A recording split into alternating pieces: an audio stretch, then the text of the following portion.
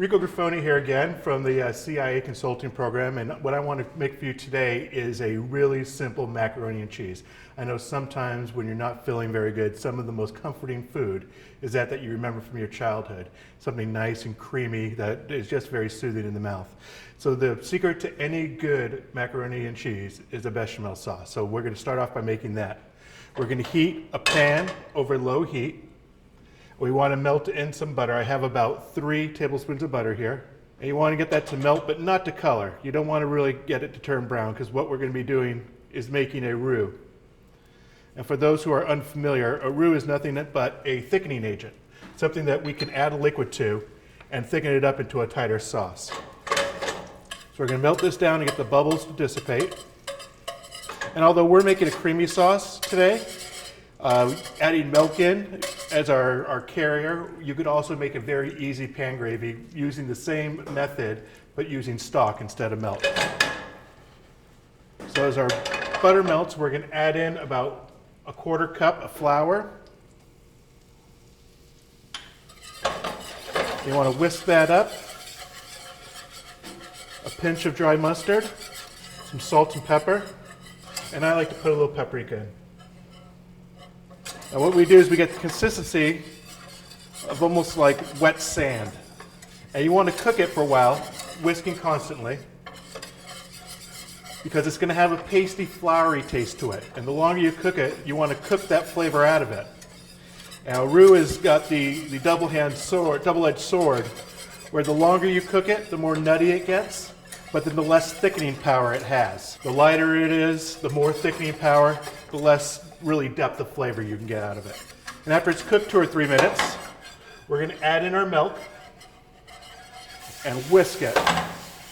And I'm going to turn the heat up a little bit, whisking constantly because you don't want to scorch the milk.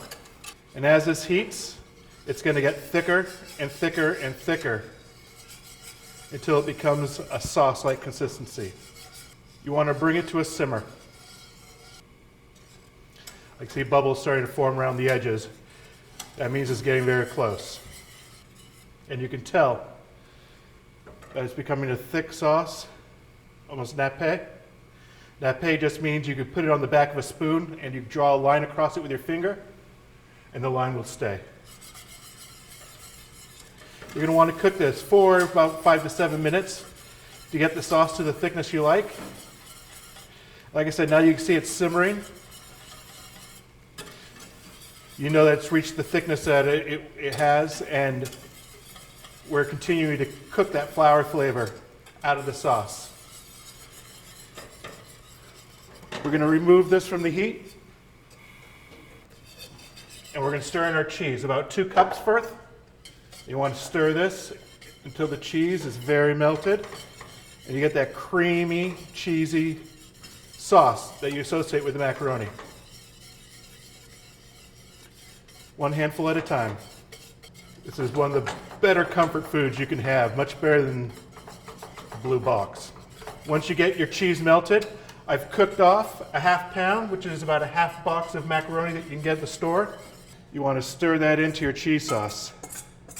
And fold it in. Now this pasta, we cooked al dente. Al dente means to bite, so it has a little bit of texture to it. Because afterwards we cooled it down and we're adding it into a hot liquid, and later we're going to bake it even more. So it's going to get more cooking to it. So we didn't want it to become mushy. We wanted it to keep its texture and its shape.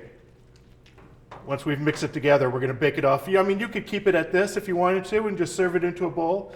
You could add in some diced ham and some frozen peas and stir it up to put more protein into it, but it has a lot of protein in it already with the milk and cheese that we added. And we're going to take our casserole dish. We're going to pour 1/2 in. Now just to up it a couple factors, we'll take about a 1/2 cup of cheese and sprinkle that on top. And we'll pour the rest of this in.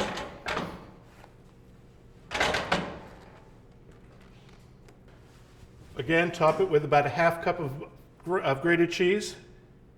We're going to bake this off in a 375-degree oven for about 30 minutes or until it starts getting bubbly and just a little bit brown on top. If you wanted to crisp up some bacon and sprinkle that onto the individual servings, that would be delicious also. So there you have it. Quick and easy, super cheesy macaroni